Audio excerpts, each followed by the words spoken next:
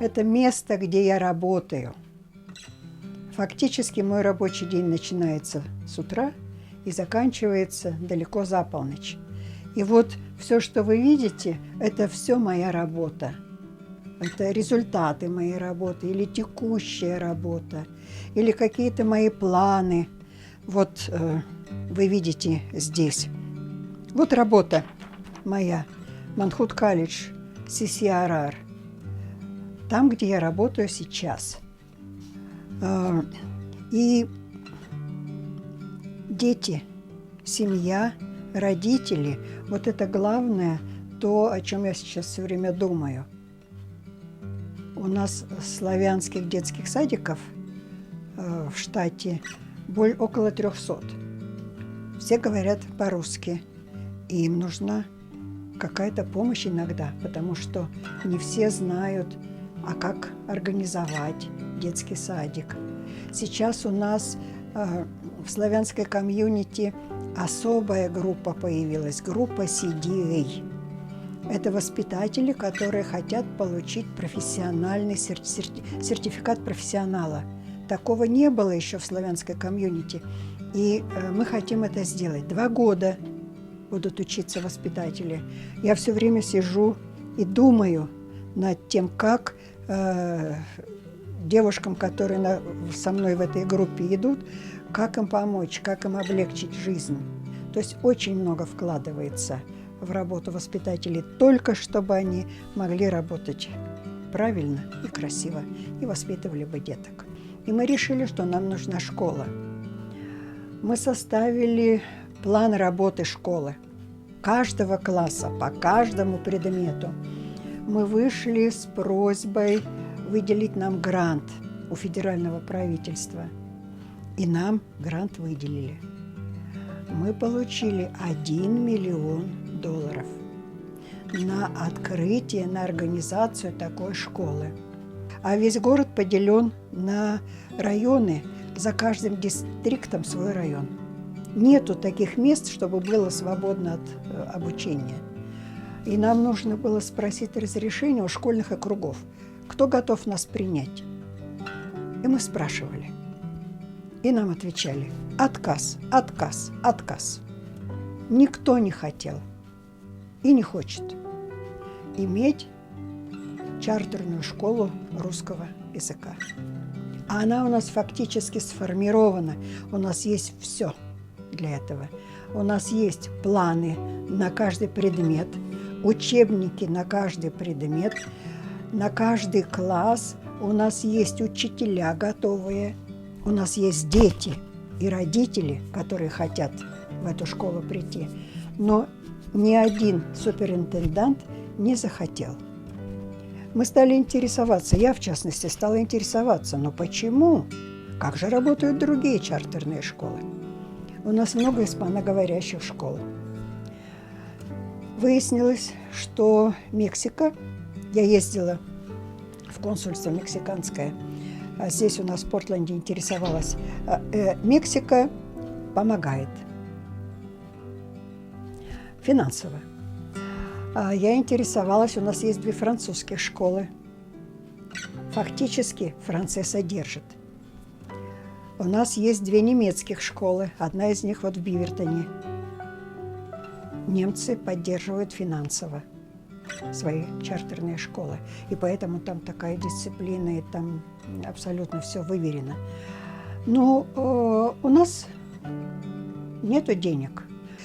Я уже говорила, как-то на радио выступала и говорила, если есть энтузиасты, давайте попробуем еще раз.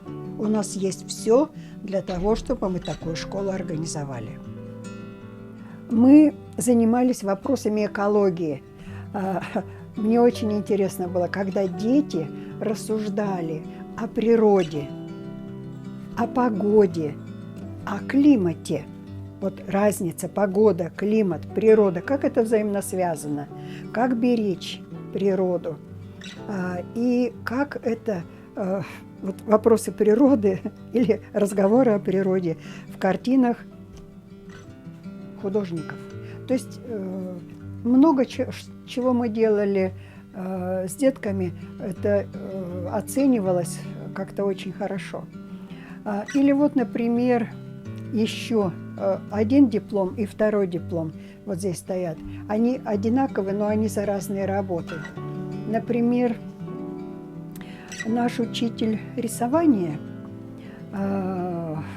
он просто большой энтузиаст, и у него особая любовь какая-то была к детям. Он так их умел настроить, рисовать. И потом мы эти работы показывали всему нашему штату во время фестивалей. У нас были выставки. Я вам покажу фестивальные выставки вот этих картин детских. Оказывается, сейчас покажу, что это такое. Вот я даже и не знала. Был такой проект «Спаси и сохрани». Это был конкурс имени де Ришелье и ассоциации «Глория», Международная гильдия писателей. И председатель оргкомитета этого конкурса был в Одессе. Вот они увидели наш фестиваль, наши картины, и нас наградили. Написано «Диплом общественно-культурологические благотворительные проекты». Вот, наверное, каждый учитель, он такое беспокойное существо, он не может отсидеть дома и просто сидеть. Ему обязательно надо что-то делать вне дома. Мы же привыкли, что учитель это и учит своему предмету, и занимается общественной работой. Ну вот, я такая же непоседа. Вот у меня есть вот такая награда.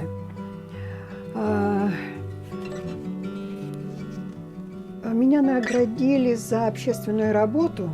И знаете, очень интересно, я познакомилась здесь с одним очень интересным человеком, Василий Васильевич Ступин. И мы стали с ним вместе работать в ассоциации. И чем занимались? Ну, я к тому времени уже делала фестивали, и школа была. То есть, работая со мной, он придал более значимый такой вид этой работе. Он предложил поездить по штатам,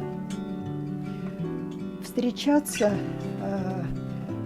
в церквях с людьми, которые тоже стали учить русскому языку у себя в церквях. И как бы быть представителем Россотрудничества как методист преподавания русского языка в церковной школе. И мы с ним ездили по нескольким штатам и получали там большое удовольствие от общения с людьми. Мы видели, как это выглядит, как преподавание русского языка идет. То есть это было очень интересно, очень интересно. Еще хочу показать необыкновенную почетную грамоту. Необыкновенная. Посмотрите, она у меня просто на видном месте. В 2009 году, когда был первый славянский фестиваль наследия, я познакомилась с группой «Червона». Они приезжали и на своих барабанах устроили нам праздник. Много лет прошло, мы дружили, но вот так на отдалении. И вдруг они устраивают один из новогодних праздников в одном из ресторанов и пишут мне: обязательно быть. Вход бесплатный. Что вы думаете? Они меня там наградили вот этой грамотой. Я эту грамоту ценю, необыкновенно ценю. Вот, собственно, то, что я могу вам сказать.